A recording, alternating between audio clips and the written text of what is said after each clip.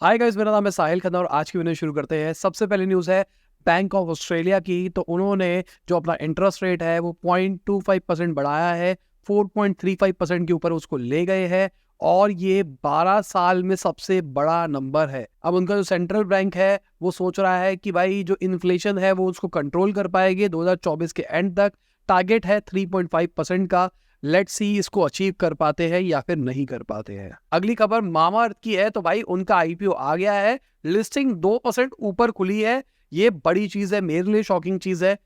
मुझे लग रहा था कि आईपीओ नीचे गिरेगा, क्रैश करेगा, पर बढ़ता हुआ दिखाई दिया है।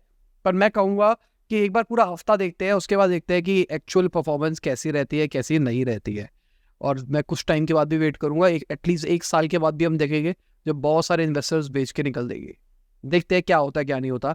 अगर मैं दीपेंद्र गोयल की बात करके चलूं, जो जोमैटो के फाउंडर है, उन्होंने 33,000 शेयर्स ओन करे हैं इस आईपीओ के अंदर। उन्होंने 3 लाख से ज्यादा शेयर्स के लिए अप्लाई किया था और उनको अलॉटमेंट के अंदर 33,422 शेयर्स निकले हैं। पर अश्नीर ग्रोवर इस लिस्ट के अंदर कहीं पे भी नहीं है, ना उसके अंदर जिसको मिला है ना उसके अंदर जिसको नहीं मिला है। उन्होंने तो बोला था भाई मैंने मामाअर्थ में इन्वेस्ट कर दिया है, पर तो दिखाई नहीं दे रहे हैं। अब ये भी हो सकता है कि वो जो इन्वेस्टमेंट कर रहे हैं वो किसी कंपनी के थ्रू कर रहे हो, मतलब खुद ना डायरेक्टली कर रहे हो। अगली खबर शीन की है। तो वो भी अपना आईपीओ निकाल रहा है यूएस के अंदर। $90 बिलियन की यहाँ पे वैल्यूएशन की बात चल रही है। और अगर हम बात करके चले 2022 के अंदर कंपनी की जो वर्थ थी वो 100 बिलियन से ज्यादा थी। H&M और जारा को अगर मिला भी देना उससे ज्यादा इनकी वैल्यूएशन थी। तो लेट्स सी फ्यूचर कैसा रहता है शीन का। इंडिया के अंदर तो ठीक चल रहा था कि इस जमाने में। क्या आप एडवांस डिजिटल मार्केटिंग सीखना चाहते हैं उससे जो कि actual digital marketing agency run कर रहा है, जिसने मिलियंस ऑफ डॉलर्स की कैंपेन हैंडल किए? ज्यादा जानने के लिए नीचे लिंक पे क्लिक करें। अगली खबर नायका की है। तो उनका जो Q2 का नेट प्रॉफिट है वो 50% बढ़ता हुआ दिखाई दिया है। रेवेन्यू भी 22% बढ़ता हुआ दिखाई दिया है। पर नंबर देखो ना, 7.8 करोड़ के ऊपर उनका प्रॉफिट है। पहले उनका 5.2 करोड़ का था जो कि 7.8 करोड़ पे पहुंच गया। आज के टाइम पे अगर हम इस इंडस्ट्री की बात करके चले जो ब्यूटी सेगमेंट के ऊपर नायका काम कर रहा है, इसके अंदर कंपटीशन बढ़ रहा है। ठीक है, बहुत तेजी से बढ़ रहा है। जिस वैल्यूएशन के ऊपर वो बैठा है उसके हिसाब से प्रॉफिट मार्जिन मुझे पर्सनल लेवल पे समझ में नहीं आता है। मैं अपनी बात कर लेता हूँ तो मेरे को मेरे रेवेन्यू का 6x मिला और मेरा प्रॉफिट 60% मार्जिन से ऊपर होता था और इनसे ज्यादा होता था। मतलब हम 60% से ऊपर ऑपरेट करते थे और इनसे ज्यादा होता था। तो इतनी वैल्यूएशन मिली है मेरे को। पर यहाँ तो अनाप शनाप चल रही है। पर देखा जाए मैंने अलग तरीके से बेची है कंपनी। जिनको नहीं पता, इंटेलेक्चुअल इंडीज पे वीडियो देख लेना, मैंने अपनी कंपनी बेच दी। और इंटेलेक्चुअल इंडीज पे भी फिनाले वीडियो आ गई है। हमारी जो डिजिटल मार्केटिंग फॉर बिजनेस की सीरीज का लास्ट पार्ट है, जिसमें हमने एवेंजर्स किया है। सारे पार्ट्स को जोड़ के जो भी अभी तक हम चीजें कर रहे थे उन सबको मिक्स करके फाइनली हम एड्स कैसे रन कर सकते हैं, सोशल मीडिया पे कंटेंट कैसे डाल सकते हैं, गूगल एड, फेसबुक एड, थोड़ा थोड़ा सिखाया मैंने उन लोगों के लिए जिनका बजट 30-50 हज़ार रुपये महीने टाइप्स है। सिंपल सा सिस्टम बताया है किस तरीके से आपको करना चाहिए। और बाकी अगर मैं साहिल खन्ना शो वाले चैनल की बात करके चलूँ, भाई सेकंड वीडियो डाली है, बहुत अच्छा सपोर्ट मिल रहा है और आप में से कई लोग उसमें सपोर्ट कर रहे होंगे। Thank you for supporting. पर यार जो डेमोग्राफिक्स है ना, मजा आ गया कसम से। जो मेरा गोल था, मतलब मैं बता रहा हूँ, मैंने इसे उस वीडियो के अंदर भी बताया, इंटेलेक्चुअल इंडीज की जो इससे पहली वाली वीडियो थी, कि मैंने जो नया चैनल शुरू किया वो सोच के किया कि नई डेमोग्राफिक्स को टारगेट करूंगा। यहाँ पे अगर बात करके चले तो बिजनेस ओनर्स या फिर तैयारी वाले लोग देख रहे हैं, इंटेलेक्चुअल इंडीज में स्टार्टअप, बिजनेस ओनर्स या डिजिटल मार्केटर्स देख रहे हैं। तो वहां पर मैं चाह रहा था कि वहां पे मैं ओल्ड एज को, रिलेटिवली जो 25 से ऊपर वाली एज है उसको टारगेट कर पाऊँ। तो वहां पे मैं देख रहा हूँ 50% से ऊपर जो ऑडियंस है वो 35 एंड अबव है। और सबसे शॉकिंग फैक्टर जो मुझे दिखाई दिया, मेरे लिए बहुत शॉकिंग था, भाई 50% ही इंडियंस है, बाकी बाहर के लोग देख रहे हैं मेरी वीडियो को। हम सोचते हैं ये वास्तु वास्तु तो भाई बेकार चीजें हैं, पर 50% बाहर के लोग देख रहे हैं। बड़ी चीज है मेरे हिसाब से, मेरे लिए तो शॉकिंग था। अगली खबर बारबी के नेशन की है। तो उन्होंने 12 करोड़ का लॉस रिपोर्ट किया है और लगातार 2 क्वार्टर से लॉस रिपोर्ट कर रहा है। मेरा बहुत बड़ा कंट्रीब्यूशन है इस लॉस के अंदर। मैंने साहिल खन्ना के ऊपर एक वीडियो डाली थी जहां पर बताया था बारबी के नेशन को कैसे आप बुरा हाल कर सकते हो, कैसे अपने पैसे वसूल करते हैं। 2.5 मिलियन व्यूज है उस वीडियो के ऊपर। कितने लोगों ने उसको स्ट्रैटेजी को अप्लाई करके इनको बर्बाद किया होगा।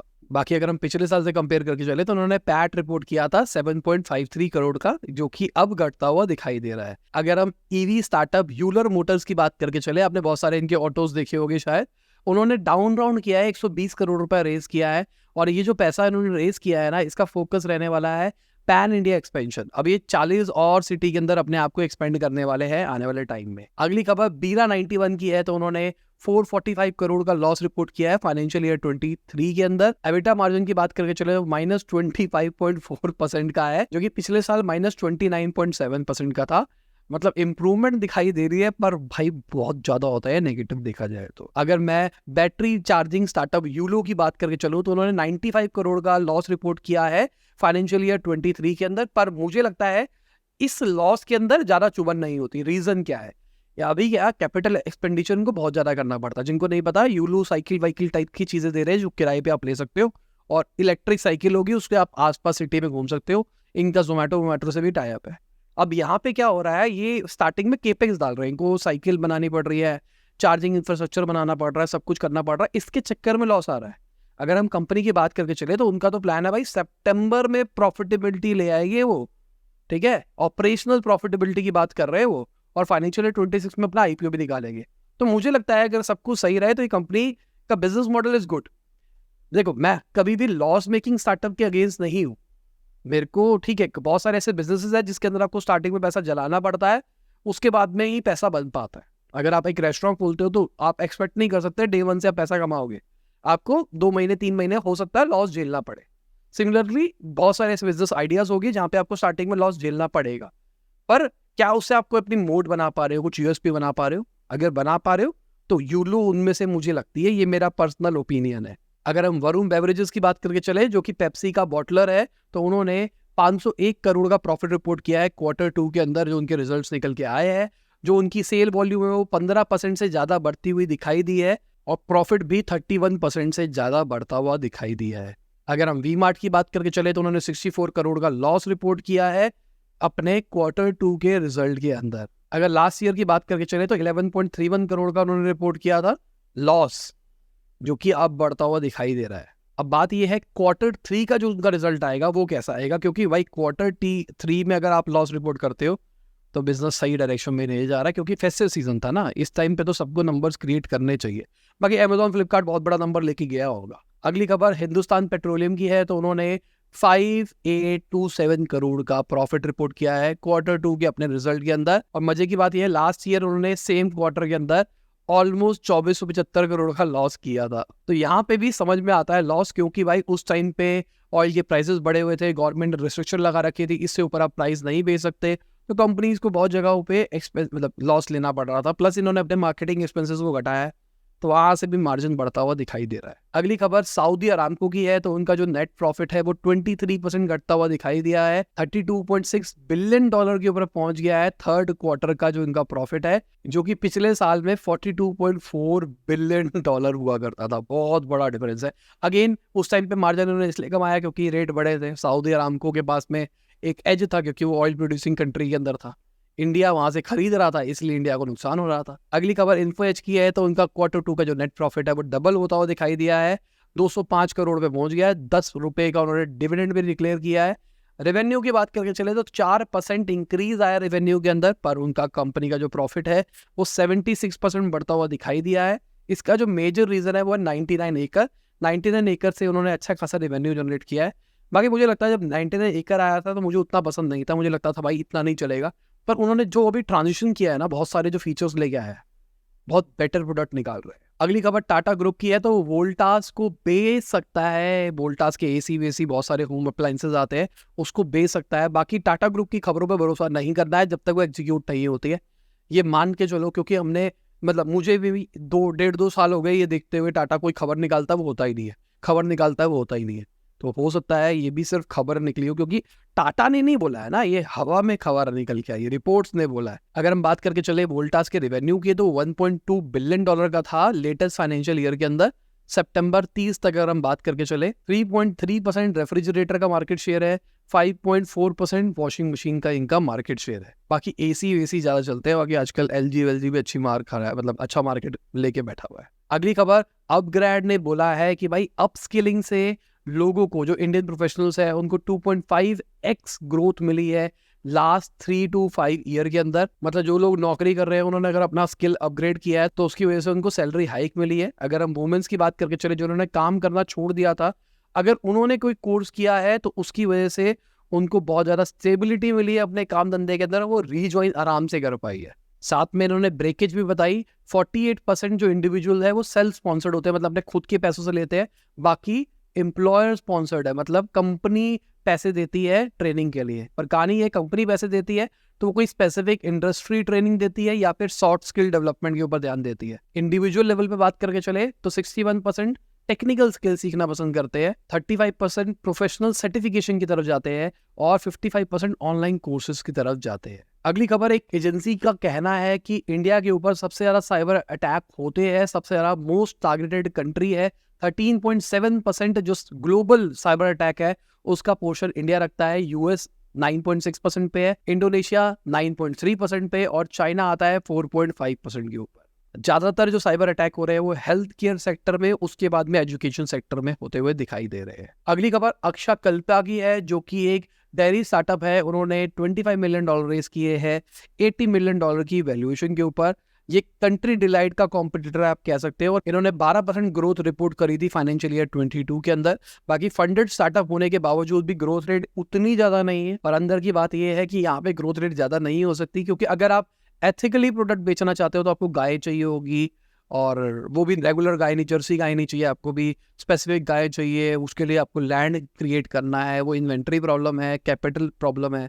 तो आप बहुत ज़्यादा तेजी से तो ग्रो कर ही नहीं सकते, क्योंकि पीछे सप्लाई उस लेवल पे नहीं आ रही है। अगली खबर, फ्लिपकार्ट के जो फाउंडर है बंसल जी, उन्होंने एआई स्टार्टअप निकालने की यहाँ पे बात करी है, जो कि स्टेल्थ मोड में चल रही है। मतलब 15 एम्प्लॉइज काम कर रहे हैं, भी पता नहीं है वो क्या कर रहे हैं। बेंगलुरु में उसके ऑपरेशन हो गए, कंपनी रजिस्टर्ड सिंगापुर में होने वाली है और ये ट्रेनिंग प्रोवाइड करेंगे टैलेंट्स को, और साथ में इंडिया की जो स्मॉलर सिटीज है वहां से सर्विसेज प्रोवाइड करेंगे ग्लोबली। स्मार्ट चीज है, पर लेट्स सी क्या कर रहे हैं, अभी तक पता नहीं है उनको। अगर हम ओपन एआई की बात करके चले तो उन्होंने बहुत कुछ अनाउंस कर दिया है। सबसे पहले चीज, उनके 100 मिलियन वीकली एक्टिव यूजर्स हो गए हैं। साथ में उन्होंने GPT-4 का टर्बो वर्जन निकाल लिया है, जो कि कॉस्ट इफेक्टिव भी है और ज्यादा इंप्रूव्ड वर्जन है। ये एपीआई के अंदर टेक्स्ट टू स्पीच भी दे रहे हैं, जिसमें मल्टीपल वॉइसेस होगी, और जनरेटिव एआई के मॉडल्स भी बहुत सारे और निकाल रहे हैं। साथ में इन्होंने ऐप स्टोर भी निकाला है GPT स्टोर के नाम से, जहां पर क्रिएटर्स पैसा कमा सकते हैं, जहां पे हम अपने आइडिया को GPT से एग्जीक्यूट करवा सकते हैं और अपना प्रोडक्ट बना सकते हैं, जो कि डिस्ट्रीब्यूट और मोनेटाइज हो पाएगा। जितना ज़्यादा लोग यूज करेंगे उतना ज़्यादा हमको पैसा मिलेगा। रेवेन्यू शेयरिंग मॉडल के ऊपर ये चीज़ काम करने वाली है। दिस इज स्मार्ट थिंग, बहुत बढ़िया चीज़ करी है इन्होंने। अब बहुत सारी जो स्टार्टअप्स बन रही थी, बहुत सारे ऐसे लोग थे जो कहेंगे चल यहीं पे बना लेते हैं ना, अलग से बनाने की जरूरत क्या है। साथ में ओपन एआई ने कॉपीराइट शील्ड प्रोग्राम भी निकाला है, जो कि बाकी जो IBM हो गया, माइक्रोसॉफ्ट हो गया, अमेजॉन हो गया, एडोब हो गया, सबके सब दे ही रहे थे। इसके अंदर होगा क्या, अगर आप इनका एंटरप्राइज या बिजनेस वर्जन यूज कर रहे हो और कल को आपके ऊपर कोई कॉपीराइट क्लेम आता, तो ये कंपनी देखेगी कि भाई उनकी रिस्पॉन्सिबिलिटी है कि भाई कैसे उसको टैकल करना है। अगली खबर, गवर्नमेंट टेस्ला के अप्रूवल को बहुत जल्दी फास्ट ट्रैक पर ले जाने वाली है। जनवरी 2024 तक इसका अप्रूवल आ जाएगा। हमने कुछ टाइम पहले भी बात करी थी, गवर्नमेंट टैक्स कटिंग की बात कर रही है। जो इंपोर्टेड व्हीकल्स है उसके ऊपर शायद 15% लगेगा, जो ईवी कैटेगरी के अंदर आते हैं। और खाली ये टेस्ला के लिए नहीं किया जा रहा, ये सारी ईवी कंपनीज के लिए है जो कि इंडिया के अंदर फ्यूचर में फैक्ट्री लगाना चाहते हैं और पहले वो इंडियन मार्केट में टेस्ट करना चाहते हैं, तो उनके लिए स्मार्ट चीज है। अगली खबर स्पेसएक्स की है, तो वो $15 बिलियन के सेल्स के ट्रैक के ऊपर चल रहे हैं। स्टारलिंक की वजह से उनको बहुत ज्यादा फायदा होता हुआ दिखाई दे रहा है। अगर इनकी अर्निंग की बात करके चले तो भाई 3 बिलियन से ऊपर इनकी अर्निंग है। 2022 के अंदर स्पेसएक्स की जो वैल्यू थी वो $150 बिलियन की थी, तो भाई अभी पता नहीं कितनी वैल्यूएशन बढ़ जाएगी। अगेन यहाँ पे भी अगर हम देखते हैं कि जो अर्निंग टू वैल्यूएशन का रेशियो वो आपको बड़ा दिखाई दे रहा है, पर ये भी अगेन ऐसा स्टार्टअप है जो कि अच्छा काम कर रहा है। अगली खबर रिलायंस जियो की है, तो उन्होंने OBD डिवाइस निकाली है जिसका नाम है जियो मोटिव। मतलब वो आपकी कार के अंदर लग जाएगा और आपकी गाड़ी स्मार्ट कार बन जाएगी। फोटो आप देख सकते हो, अपनी गाड़ी के अंदर सिर्फ प्लग करना है, इसके अंदर सिम लगी पड़ी है, इसी से आप हॉटस्पॉट क्रिएट कर सकते हो। साथ में आपको रियल टाइम लोकेशन पता लग जाएगी, आप अपनी गाड़ी का हेल्थ मॉनिटरिंग कर सकते हो, ड्राइवर किस तरीके से गाड़ी चला रहा है वो ट्रैक हो जाएगा, अगर कोई गाड़ी उठा के लेके जा रहा है या चोरी हो रही है वो ट्रैक हो जाएगा, कोई एक्सीडेंट हो रहा है वो ट्रैक हो जाएगा। तो बहुत सारी चीज़ें कर रहा है और ठीक प्राइस रेंज में निकाला है अगर देखा जाए तो। बाकी ये लोग हैं हमारे सपोर्टर्स, जिनकी वजह से हम डेली आप तक बिजनेस न्यूज़ ला पाते हैं। Thank you for supporting us. और भाई अगर एक सरप्राइज वाली बात बताऊँ, 4 पेज तक पहुंच गए हैं हम। अब ये चौथा पेज खाली दिखाई दे रहा है, चौथे पेज को जल्दी भरो। अगर आप भी यहाँ पे आना चाहते हो, मतलब हमको सपोर्ट करना चाहते हो, नीचे ज्वाइन का बटन उसको दबा सकते हो। अगर आप iOS डिवाइस या फिर मैक वैक से यूज़ कर रहे हो तो शायद आपको ज्वाइन का बटन नहीं दिखाई दे रहा होगा। डिस्क्रिप्शन में लिंक है, आप उसके ऊपर क्लिक कर सकते हो। बाकी अगर हम मार्केट की बात करके चले तो मार्केट रिलेटिवली फ्लैट दिखाई दी है, थोड़ी सी घटती हुई दिखाई दी है। अब रीजन देखा जाए तो सबसे पहली चीज थी कि जो 10 ईयर यूएस की यील्ड थी वो बढ़ती हुई दिखाई दी है 10 पॉइंट से। फ्राइडे को भाई नीचे क्लोज हुई थी, अचानक बढ़ती हुई दिखाई दी। हाँ, 5% से नीचे अभी भी है, पर फिर भी बढ़ता हुआ दिखाई दिया, तो ये नेगेटिव साइन दिखाई दिया है। साथ में अगर देखा जाए जो ग्लोबल क्यूज है वो अच्छे दिखाई नहीं दे रहे हैं। चाइना का जो एक्सपोर्ट है वो घटता हुआ दिखाई दे रहा है, इसकी वजह से ग्लोबल ट्रेड के अंदर डाउनफॉल दिखाई दे रहा है, और यही चीज हमको मार्केट में दिखती हुई दिखाई दी है। अब देखो, निफ्टी नीचे है पर आप कह सकते हो फ्लैट है। अगर हम स्मॉल कैप मिड कैप की भी बात करके चले तो वो भी फ्लैट ही है, थोड़ा सा ऊपर नीचे है पर फ्लैट ही है। बाकी इसी के साथ हमारी आज की बिजनेस न्यूज खत्म होती है। उम्मीद करता हूं आपको मजा होगा। लाइक कर देना, शेयर कर देना, कमेंट बताना वीडियो कैसी लगी। बाय, गुड नाइट, शब, गुड ऑफिस, गुड मॉर्निंग, जब भी आप वीडियो देख रहे हैं। जय हिंद, वंदे मातरम।